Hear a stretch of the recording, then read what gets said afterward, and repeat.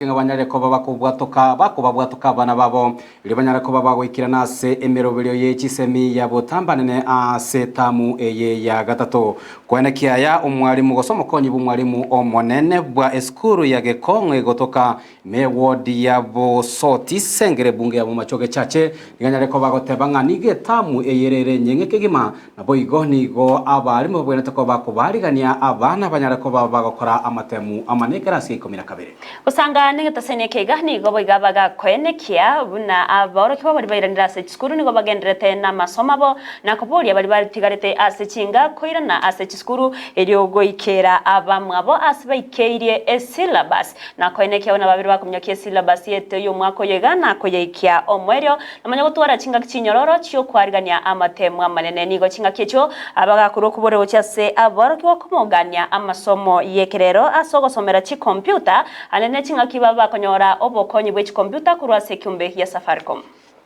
I would wish and appeal to parents at home to hasten and make sure that the students are reported back to school so that it gives us ample time to harmonize the syllabus in time before we start revising for KCSE and this other from 1, 2, 3 syllabus coverage. And remember, this is a term for exams. Students are going to sit for exams almost a month from now. And teachers yearn for finishing the syllabus in time so that they start revising. Today, we've had a ceremony whereby the school has received 11 computers from Safaricom Foundation, commonly known as Ndoto Zetu Foundation. I want to thank them very much because when we look at the job market in Kenya, graduates from schools are supposed to be computer compliant. They are supposed to be ICT compliant so that they compete favorably in the job market.